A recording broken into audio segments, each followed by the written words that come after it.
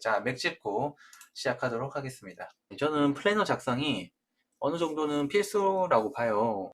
그럼 이제 내비게이션이라는 비유를 많이 드는데 마치 내비게이션 없이 운전을 해서 가는 거하고 비슷해요. 그리고 만약 길을 안다고 쳐도 길이 막히고 그 다음에 뭐 공사 중, 우회 경로 뭐 이런 것들이 막 돌발 상황이 있잖아요. 네, 좋아요. 여러분들이 원하시는 대학, 목표 대학을 어떻게 공부해야 갈 수 있는지 안다고 치더라도 더 빠르게 갈 수 있는, 효율적으로 갈 수 있는 게 바로 플래너 작성입니다. 플래너 작성은 정답은 없습니다. 결국 공부법하고 마찬가지로 본인에게 맞는 방법을 찾으셔야 되는데 대체적으로 공통점은 있는 것 같아요. 절대적인 건 아니니까 일단 참고만 하시되 일단 주간 계획을 세우시는 게 좋아요. 일단은 큰 그림을 그려야죠. 이게 이제 몇 항인지 하고 관련이 있는 건데요. 예를 들어서 뭐 제가 이제 과학 쿠키 책을 본다고 했을 때 내가 이 책을 며칠 만에 볼 수 있겠다. 그리고 하루에 몇 페이지씩 보면 되겠다. 또는 그 몇 페이지씩을 보려면 몇 시간이 필요하겠다. 이렇게 딱 보면 각이 서는 그런 느낌 있잖아요. 그런 게 빨리빨리 돼야 돼요. 요게 돼야지 계획을 잘 세울 수가 있겠죠. 그 나의 전체적인 아웃라인을 잡아놓고 거기에 이제 채워 넣는 거죠. 내 계획은 3월달까지라고 했는데 이 책은 한 2월달이면 끝날 것 같아. 그러면 남은 한 달 동안 뭐 하지? 복습을 할 것인지 아니면 바로 문제풀이로 들어갈 것인지. 그리고 내 계획이 3월달까지 개념을 끝내는 거였는데 이 책은 좀 두꺼워. 아 이거는 한 5, 6개월 걸리겠는데? 그러면 그 책을 봐야 하는 건지 이 책이 뭐 수능을 준비하는 데 있어서 필수적이다. 뭐 연계 교재다. 그리고 뭐 이 책 말고는 다른 책이 없다. 쓸만한 책이. 그러면 계획을 좀 더 그 과목 비중을 늘려가지고 타이트하게 짜고 이런 식으로 계획을 좀 수정을 한다든지 아니면 충분히 다른 더 좋은 대체제가 있어. 인간 커리 보니까 하루에 하나씩 들으면 몇 주면 끝나겠는데? 뭐 이런 식으로 먼저 아웃라인을 한번 잡아야 돼요. 예. 이거는 이제 실제로 딱 그대로 지켜지지 않아도 좋지만 만약에 그 계획이 플러스 마이너스 한 달 이상 되면 좀 문제가 될 것 같아요. 그 이상 차이가 나면. 왜냐면 한 달 이상 미뤄지면 전체적인 틀 자체가 어그러지기 때문에 수능을 준비하는 입장에서는 대부분 이제 이맘때부터 달리기 시작할 건데 벌써 이제 300일이 안 남았거든요. 그러시면 이 한 달, 30일이면 굉장히 이게 오차가 큰 거예요, 여러분들이. 그러면 오차가 한 달 이내로 되게 계획을 세우셔야 되고 그리고 만약에 그 한 달이 넘어갔을 때는 어떻게 할 것인지에 대해서도 미리 좀 생각을 해놔야 되죠. 여기까지 해놓으면 뭐 완벽한데 이 책을 언제까지 뗄 수 있을지에 대한 감각 자체가 처음에는 바로 오진 않습니다. 그러면 이 감각을 어떻게 찾냐? 이거는 쉬워요, 생각보다. 페이지를 엠빵 하시면 됩니다. 이 문제집을 30일 안에 무조건 봐야 돼 싶으시면 보통 문제집 뭐 200페이지, 210페이지를 잡고 그러면 30으로 나누면 하루에 7페이지잖아요. 그러면 이제 주간 계획을 세우시는 거예요. 주간 계획을 세우는데 여기서 꿀팁은 뭐냐면 하루는 최소한 반나절은 비우세요. 하루에 7페이지가 똑같은 밀도가 아니잖아요.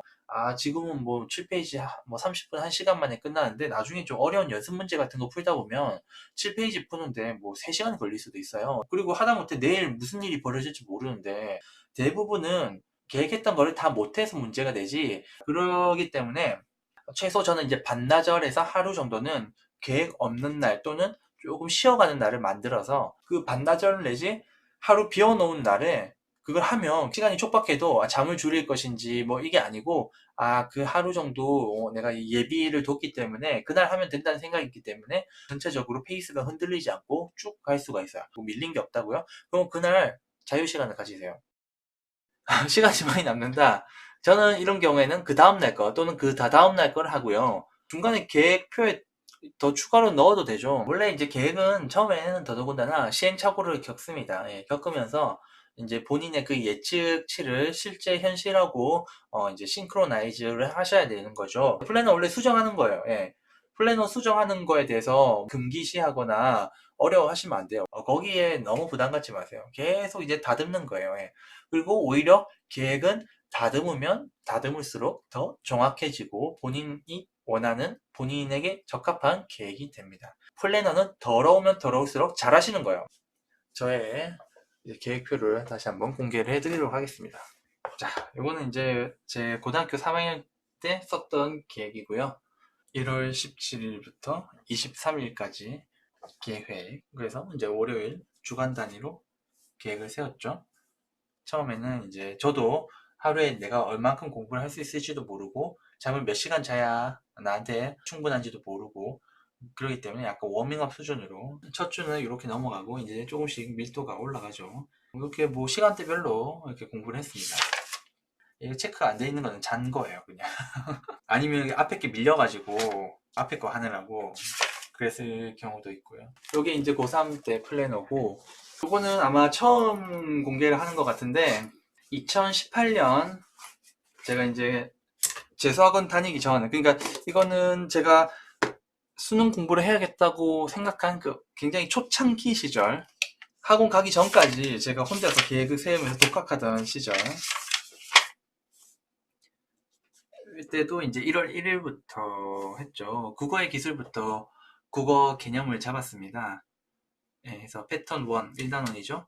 이제 수학은 수학의 바이블, 그리고 완자로 이제 과탐을 공부를 했고요. 해서 이렇게 계획을 세웠고, 일기같이 좀 썼어요, 이때는. 국어의 기술 1 패턴 하나를 하루에 다 풀기에는 시간이 꽤 소요됨. 2분의 1씩 풀기로 하고 3분의 1도 고려하자. 뭐 이런 식으로 해서 그다음부터는 2분의 1이 돼버렸죠. 예, 이런 식으로. 뭐 빨간색 같은 경우에는 이제 계획을 뭐 수정했거나 뭐 그랬을 때 색깔을 바꿔서 했었던 것 같고요. 이런 식으로 초창기 시절에 이런 식으로 플래너를 작성했고, 작성하는 뭐 내용은 좀 달라도 작성하는 원칙은 똑같아요. 이게 이제 작년에 썼던 거죠. 작년에는 나름 좀 심플하게 그냥 여기다 작성했어요. 그래서 동그라미 치고 뭐 X 치고.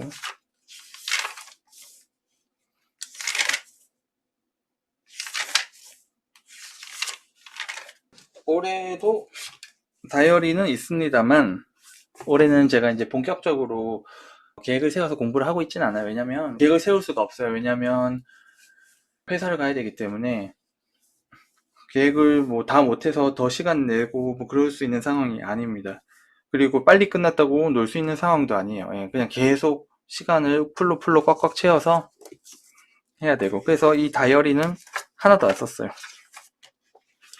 지금과 같은 공부 패턴에서는 다이어리를 지금은 쓸 수는 없는 상황이에요. 그냥 최대한 많은 인강을 소화하는 게 지금으로서는 최선이고, 나중에 상황이 바뀌거나 그러면 또 계획을 세워서 하겠죠. 지금은 또 어차피 수학만 공부하기 때문에 따로 뭐 계획을 세울 필요성은 못 느끼고 있어요. 예. 그렇게 해서 계획 세우기에 관련된 내용을 총 정리해 봤습니다.